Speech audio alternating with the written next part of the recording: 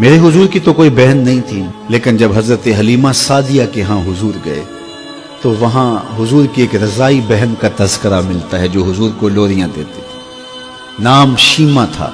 तो शाम के वक्त जब खवातीन खाना पकाने में मसरूफ होने लगती तो बहनें वीर उठा करके बाहर ले जाती। हर बहन का ख्याल ये होता कि मेरे वीर से सोना जमाने में कोई नहीं। कहते हैं खूबसूरती देखने वाले की आंख में होती है।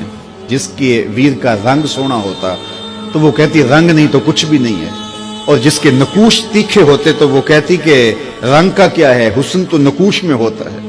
जिसकी आंखें खूबसूरत होती वो कहती मेरे वीर की झील जैसी आंखें तो देखो। अब यही बनु साद के मोहल्ले में होता। बच्चियां अपने वीर उठा के ले आती, एक कहती मेरे वीर वर्गा कोई नहीं, दूसरी कहती मेरे वीर जैसा नहीं। इतने में हजरत शीमा अपना वीर मोहम्मद उठा के ले आते और दूर से कहते नहीं मेरा वीर भी आ गया, तो सबके सर झुक जाते थे। कहते नहीं नहीं नहीं नहीं शीमा तेरे वीर का मुकाबला तो नहीं ना, हम तो आपस में बात कर रही हैं। और फिर जब किसी बहन के वीर को मुतफिका तौर पे सारी कह दें कि तेरा वीर ही सोना है, तो फिर उसका फख्र तदीदनी हो ना, फिर उनका ज़ौक़ आसमान को छूने लगता। इब्ने हश्शाम सीरत की सबसे पहली किताब, उसमें यह वाक़या लिखा है कि फिर हज़रत शीमा हुजूर को अपनी आगोश में लेकर समेटती और फिर चूमती और फिर वो लोरी देती, और वो लोरी के लफ्ज भी लिखे हैं, रब्बना अब के लना मुहम्मदा हत्ता अराहु याफियम व अमरदा। अल्लाह मेरे वीर मोहम्मद को सलामत रखना। आज ये पालने में बच्चों का सरदार है, कल वो लम्हे आए जवानों का भी सरदार।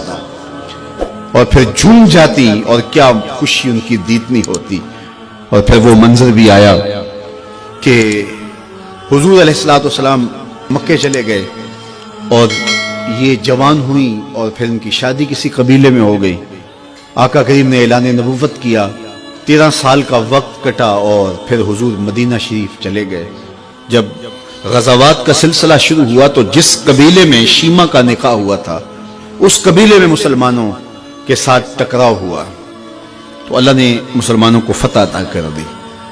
तो इस कबीले के लोग कैदी होके हुजूर अलैहिस्सलाम के गुलामों के हाथों गिरफ्तार हैं। तो ये अपने कैदियों को छुड़ाने के लिए कबीले के सरदार एक एक घर से फिदिये के लिए रकम जमा कर रहे हैं। चलते चलते शीमा के घर भी पहुंचे जो कि एक उम्र का हिस्सा गुजार चुकी थी, और जाके कहा कि इतना हिस्सा आपका भी आता है। कहा किस लिए?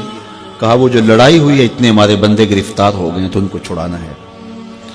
तो चलते चलते बातों में किसी के लबों पे हुजूर का नाम आ गया। तो शीमा ने कहा अच्छा उन्होंने तुम्हारे लोग पकड़े? कहा हाँ। तो कहा फिर तुम रकम इकट्ठी ना करो, मुझे साथ ले चलो। उन्होंने कहा तुझे साथ ले चले? कहा तुम नहीं जानती वो मेरा वीर लगता है, वो मेरा भाई लगता है। कौम के सरदारों के साथ हजरत शीमा हुजूर के नूरी खेमों की जानब जा रही हैं और सहाबा नंगी तलवारों से पहरा दे रहे। ये मक्की दौर तो था नहीं, ये मदनी दौर था। और शीमा कौम के सरदारों के लेके जब आगे बढ़ने लगी ना तो सहाबा ने तलवारें सौंप दी। रुक जा ऐ देहाती औरत, जानते नहीं आगे पूछा रसूल है, आगे बगैर इज़्न के जिब्रील भी नहीं जा सकते, तुम कौन हो? तो शीमा ने जो लफ्ज कहे वो लफ्ज नहीं है। उसने कहा खल्लू सबीली वालमू आना उख्त नबीयकुम, मेरी राहें छोड़ दो, तुम जानते नहीं मैं तुम्हारे नबी की बाजी लगती। तलवारें झुक गई, आंखों पर पलकों की चिलमने आ गई, रास्ता छोड़ दिया। हुजूर के खैमा नूरी में दाखिल हुई तो हुजूर ने देखा, पहचान लिया, उठ के खड़े हो गए। फरमाया बहन कैसे आना हुआ? आपके लोगों ने हमारे कुछ बंदे पकड़े, छुड़ाने आई। तो फरमाया बहन तूने जहमत गवारा क्यों की? तू पैगाम भेज देती मैं यूं ही छोड़ देता, लेकिन तुम आ गई हो, अच्छा हुआ मुलाकात हुई। फिर हुजूर ने कैदियों को छोड़ने का ऐलान किया और कुछ घोड़े और चंद जोड़े हजरत शीमा को हुजूर ने तोहफे के तौर पे दिए।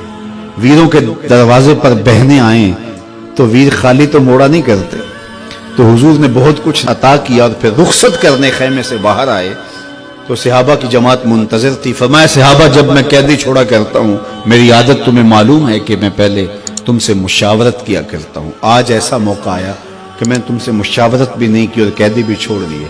कहा जो चाहें आप करें, लेकिन क्यों मुशावरत नहीं फरमाई? हुजूर अगर इरशाद फरमा दें। तो फरमाया इसलिए कि मेरे दरवाजे पे मेरी बहन आ गई थी। कोई लाओ तो सही जमाने में ऐसा, कोई लाओ तो सही जमाने में یہ جمال اور یہ حسن اور یہ کمال رکھنے والا، تو پھر کیوں نہ ہم اپنی ساری زندگی اس آقا کے نام لگاتے ہیں۔